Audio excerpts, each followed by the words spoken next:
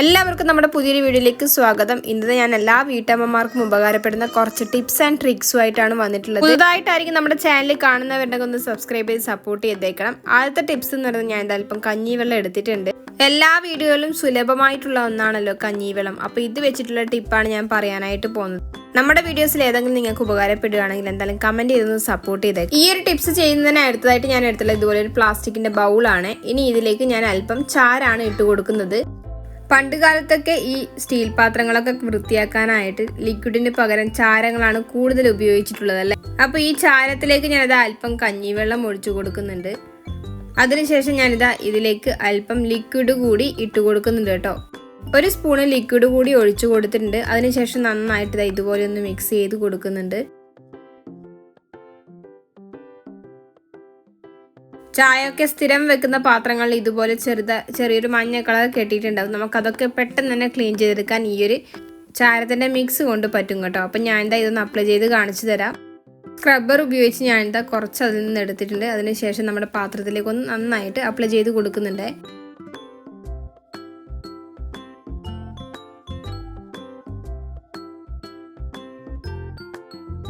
Liquid മാത്രമായിട്ട് ഉപയോഗിക്കുന്ന സമയത്ത് ഈ മഞ്ഞക്കറ അതുപോലെ തന്നെ നിൽക്കുന്നുണ്ടാവും. ആ സമയത്ത് നമുക്ക് ഇതുപോലെ അല്പം ചാരം കൂടി ചേർത്തിട്ട് ഇതുപോലെ ഒന്ന് ചെയ്ത് കൊടുക്കാവുന്നതാണ്. നന്നായിട്ട് വൃത്തിയായി കിട്ടാൻ ഈ ഒരു ടിപ്സ് നിങ്ങൾക്ക് ഉപകാരപ്പെടുകയും ചെയ്യും. ഞാൻ എന്താ ഈ പാത്രം ഒന്ന് കഴുകി എടുത്തിട്ടുണ്ട്. ഇതിപ്പോൾ നിങ്ങൾക്ക് കണ്ടാൽ തന്നെ മനസ്സിലാവും എത്രത്തോളം ഇതിൽ മാറ്റം വന്നിട്ടുണ്ട്. ചായ ഉപയോഗിച്ചുണ്ടാകുന്ന കറകൾ ഗ്ലാസ്സിലും അതുപോലെ തന്നെ കപ്പിലും ഒക്കെ ഉണ്ടാവും അല്ലേ. അപ്പോൾ ഇതുപോലുള്ള കപ്പും ഗ്ലാസും നമുക്ക് ഈ ഒരു ചാരത്തിന്റെ മിക്സ് വെച്ച് പെട്ടെന്ന് തന്നെ നമുക്ക് ക്ലീൻ ചെയ്തെടുക്കാനായിട്ട് പറ്റും. ഇതുപോലെ നന്നായിട്ട് അപ്ലൈ ചെയ്തതിനു ശേഷം നമുക്ക് കഴുകി വൃത്തിയാക്കാവുന്നതാണ്. ഇനി നമുക്ക് അടുത്ത ടിപ്സിലേക്ക് കടക്കാം. ചിലരെ ബോഡി സ്മെൽ എന്ന് പറയുന്നത് അടുത്തിരിക്കുന്നവർക്ക് ഡിസ്റ്റർബ് നൽകുന്ന ബോഡി സ്മെൽ അല്ലേ, അങ്ങനെയുള്ളവർക്കുള്ള ചെറിയൊരു ടിപ്സ് ആണിത്. അപ്പൊ നമുക്ക് പെട്ടെന്ന് തന്നെ ടിപ്സിലേക്ക് കടക്കാം. അതിനായിട്ട് ഞാൻ ഇവിടെ വേസ്ലിനാണ് എടുത്തിട്ടുള്ളത്. ഞാൻ അല്പം വേസ്ലിൻ എടുത്തിട്ടുണ്ട്. ഈ വേസ്ലിൻ ഞാനിനി ഒന്ന് ഗ്യാസ് സ്റ്റൗവിൽ വെച്ച് ഒന്ന് ചൂടാക്കി എടുക്കാനായിട്ട് പോവാണ്. ഇതൊരു ലിക്വിഡ് ഫോമിലേക്ക് നമുക്കിത് മാറ്റി 2 മിനിറ്റ് കാണിക്കുമ്പോഴേക്കും ഇത് ലിക്വിഡായി മാറിക്കൊള്ളും കേട്ടോ. ഞാനിതാ ഈ രീതിയിലേക്ക് ഒന്ന് ആക്കി എടുത്തിട്ടുണ്ട്. ഇനി ഞാനിതാ ഇത് ഒഴിച്ചു വെക്കാനായിട്ട് ഒരു കാലിയായ ഒരു ബോട്ടിൽ എടുത്തിട്ടുണ്ട്. ചൂടോടുകൂടി ഒഴിക്കുന്ന സമയത്ത് കയ്യിലോട്ടൊന്നും ആവാൻ ശ്രദ്ധിക്കണം. ഞാനിതാ ഇതുപോലെ ഒഴിച്ചു കൊടുത്തിട്ടുണ്ട്. നമുക്കിനി ഇതിലേക്ക് ഇഷ്ടപ്പെട്ടൊരു പെർഫ്യൂം എടുത്ത് ഇതുപോലെ ഒന്ന് സ്പ്രേ ചെയ്ത് കൊടുക്കാം. 4-5 തവണ നമ്മൾ ഇതുപോലെ ഒന്ന് സ്പ്രേ ചെയ്ത് കൊടുക്കണം.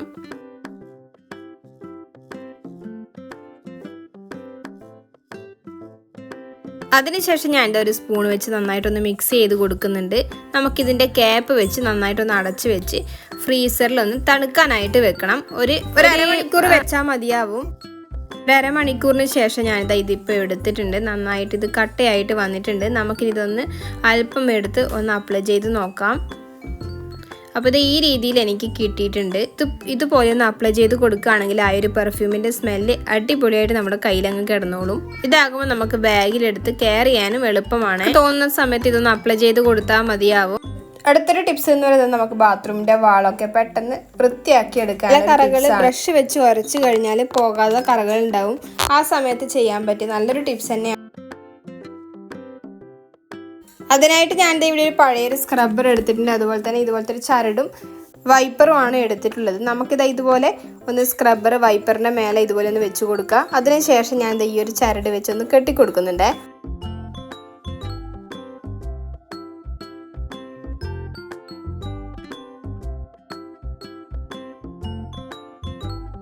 ഞാനിതാ 2 സൈഡും ഇതുപോലെ ഒന്ന് കെട്ടിവെച്ച് കൊടുത്തിട്ടുണ്ട്. ഇനി നമ്മൾ ഏത് ലിക്വിഡ് ഉപയോഗിച്ചാണോ ബാത്റൂം കഴുകാൻ ഉപയോഗിക്കുന്നത് ആ ലിക്വിഡ് ഒന്ന് ഇതിന്റെ മുകളിലേക്ക് ഒന്ന് അപ്ലൈ ചെയ്ത് കൊടുത്തതിന് ശേഷം നമുക്ക് ഈ രീതിയിലൊന്ന് ഇതുപോലെ ഒന്ന് അരച്ചു കൊടുത്തതിന് ശേഷം ഞാൻ ഒന്ന് വെള്ളം ഉപയോഗിച്ച് കഴുകി എടുക്കുന്നുണ്ട്. പഴയ സ്ക്രബ്ബർ ഉപയോഗിച്ചുള്ള ഈ ഒരു ടിപ്സ് നിങ്ങൾക്ക് ഉപകാരപ്പെടുന്ന കരുതുന്നു. അടുത്ത ടിപ്പിലേക്ക് കടക്കാം. അതിനായിട്ട് ഞാൻ ഇവിടെ ഒരു പ്ലാസ്റ്റിക് ബോട്ടിലാണ് എടുത്തിട്ടുള്ളത്. ഞാൻ ഈ ഭാഗം ഒന്ന് കട്ട് ചെയ്ത് കൊടുക്കുന്നുണ്ട്. കട്ട് ചെയ്യുന്ന സമയത്ത് നിങ്ങൾക്ക് കത്തി ചൂടാക്കിയിട്ടോ അല്ലാതെയോ കട്ട് ചെയ്തെടുക്കാം. അതിനുശേഷം ഞാൻ ഒരു ഫോർക്ക് ഉപയോഗിച്ച് ജസ്റ്റ് ഒന്ന് ചൂടാക്കി എടുത്ത് ഇതുപോലെ ഹോൾസ് ഇട്ട് കൊടുക്കുന്നുണ്ട്. എല്ലാ ഭാഗത്തും ഹോൾസ് ഇതുപോലെ ഒന്ന് ഇട്ട് കൊടുക്കണേ. ഞാനിത് ഈ രീതിയിലൊന്ന് മൊത്തം ഹോൾസ് ഇട്ട് എടുത്തിട്ടുണ്ട്. അതിനുശേഷം ഞാൻ ഇതുപോലൊരു ബോൾട്ട് എടുത്തിട്ടുണ്ട്. നിങ്ങൾ എടുക്കുന്ന ബോൾട്ടിന് ഇത്ര സൈസ് ഇല്ലെങ്കിൽ കുഴപ്പമില്ല കേട്ടോ. ഇതിപ്പോൾ ഞാൻ എടുത്തത് കുറച്ച് വലിയ സൈസിലുള്ളതാണ്. അതിനുശേഷം ഇതിൻ്റെ സെൻട്രലായിട്ട് ഈ ബോൾട്ട് ഇടാൻ പാകത്തിലുള്ളൊരു ഹോൾസ് ഇട്ട് കൊടുക്കണം. അപ്പോൾ ഈ ബോൾട്ട് ഒന്ന് ചൂടാക്കിയെടുത്ത് അതിൻ്റെ അകത്ത് വെച്ച് കൊടുത്താൽ മതി. നമുക്ക് ഈസി ആയിട്ട് കടത്തി വിടാനായിട്ട് പറ്റുമേ. അതിനുശേഷം ഞാൻ ഇതിൻ്റെ നട്ടും കൂടി ഇട്ട് കൊടുക്കുന്നുണ്ട്.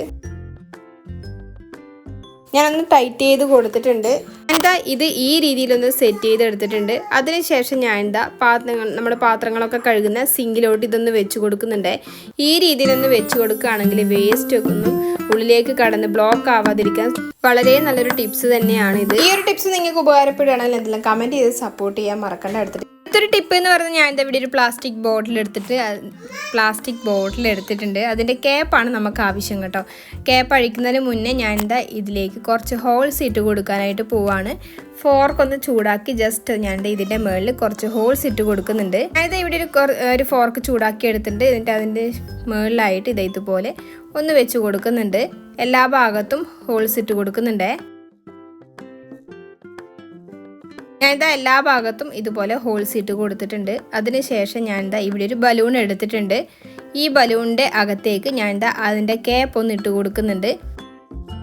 ഞാനിതാ ഈ രീതിയിലൊന്ന് ഇട്ട് കൊടുത്തിട്ടുണ്ട്. ഇനി നമുക്ക് ഇത് വെച്ചുള്ള ടിപ്പ് എങ്ങനെയാണെന്ന് കാണാം. ഞാൻ കിച്ചണിലുള്ള സിങ്കിന്റെ പൈപ്പിലോട്ട് ഇതൊന്ന് വെച്ച് കൊടുക്കുന്നുണ്ട്. ക്യാപ്പ് ഇട്ടതിന്റെ നേരെ ഓപ്പോസിറ്റ് സൈഡ് ഒന്ന് കട്ട് ചെയ്തെടുത്തിട്ടുണ്ടായിരുന്നു. അതിതാ ഇതിന്റെ പൈപ്പിന്റെ അകത്തോട്ടൊന്ന് വെച്ച് കൊടുത്ത് കേബിൾ ടൈ വെച്ചൊന്ന് ടൈ ചെയ്ത് കൊടുക്കും. ഞാനിതാ ഈ രീതിയിലൊന്ന് സെറ്റ് ചെയ്തെടുത്തിട്ടുണ്ട്. നമുക്ക് സിങ്കിന്റെ എല്ലാ ഭാഗത്തും പൈപ്പ് എത്തുന്ന രീതിയിൽ നമുക്ക് ഇതുപോലെ ഉപയോഗിക്കാവുന്നതാണ്. എന്തായാലും ഇന്നത്തെ എല്ലാ ടിപ്സും നിങ്ങൾക്ക് ഉപകാരപ്പെടുന്നു കരുതുന്നു. ഏത് ടിപ്സാണ് നിങ്ങൾക്ക് ഉപകാരപ്പെട്ടെന്നുള്ളത് എന്തായാലും കമൻറ്റ് ചെയ്ത് അറിയിക്കാനും വിട്ടുപോകേണ്ട. അടുത്ത നല്ല ടിപ്സുമായിട്ട് വരുന്നത് വരെ ടാറ്റ ബൈ, സീ യു.